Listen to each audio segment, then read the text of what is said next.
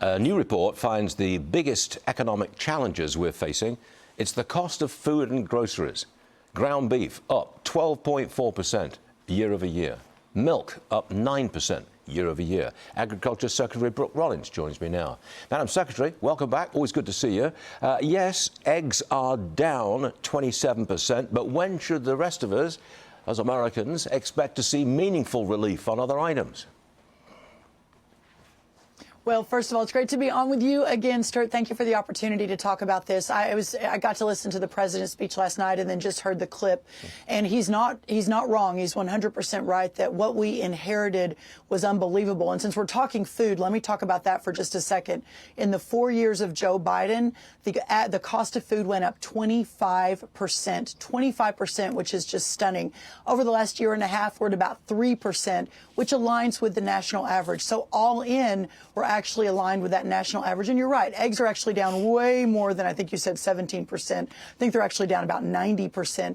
Berries are down, fruits are down, chicken breasts are down, but there are some outliers. One of those is beef. Having said that, our cost today of ground beef is actually down from where it was 6 months ago. So we're trending in the right direction. But the president is right. As soon as we get the job done in Iran, the gas and fuel prices start coming way down again, and we'll begin to see even more relief. But one other thing I wanted to note, yesterday, Piggly Wiggly, a couple of weeks ago, Walmart, Kroger, Mayer, Aldi, others, they are all providing real cost relief in deals at the grocery store. And the president's been announcing these.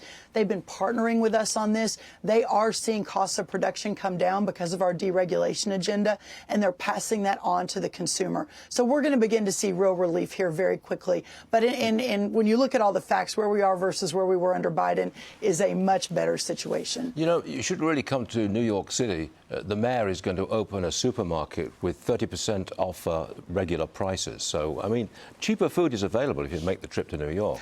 You'll get it. But you know what I mean.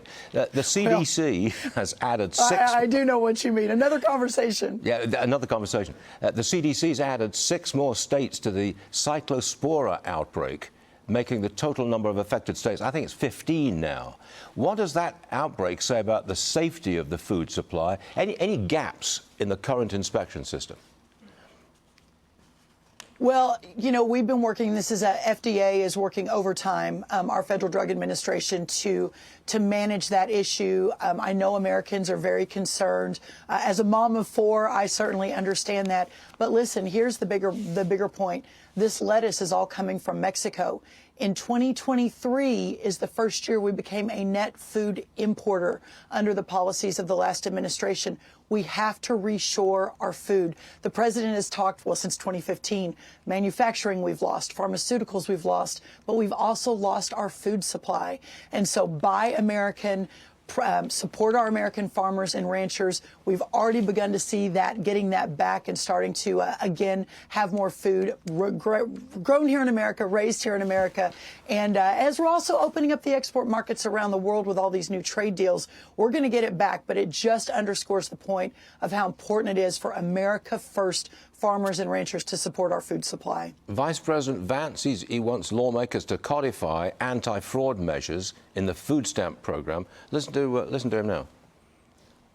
We know that there are illegal aliens who benefit from the SNAP program, people who have no legal right to be in the country. We would like to stop that. When we send tax dollars to the states to administer the SNAP program, we have no visibility into who is ultimately getting those benefits. In other words, if the state of California gives those food stamp benefits to an illegal alien, to a violent criminal, the federal government has no visibility. We need some legislation that would actually force some data sharing between the state governments and the federal governments. Yeah, but Madam Secretary, California, New York, and Minnesota, they refuse to give up that data. What can you do about that? Well, that's exactly right. And there are a couple of stunning things here. First of all, that no one had ever asked them for the data before until we came in 18 months ago. I sent a letter to every governor saying, partner with us. This is not political. We are sending all of this taxpayer money. We have no idea how it's being spent. The fraud is rampant. We know that it is. All the Republican governors and 2 Democrat governors said, yes, we want to be a part of this. What we have found in those states that have more guardrails than Minnesota or New York or California, a couple 100,000 dead people, 500,000 people getting more than one benefit. I mean, people driving luxury cars. But the other blue states, including the 3 that you mentioned, sued us. So we are in massive litigation right now trying to get that data so that we can better serve the American taxpayer. But what Vice President's talking about is codifying that language so that it would require that data sharing so that we don't have to be in this back and forth with these blue states. Got it. Madam Secretary, thank you very much for joining us this morning. Always a pleasure. We'll see you again soon. Thanks a lot. Well, thank you so much. We'll see you again soon.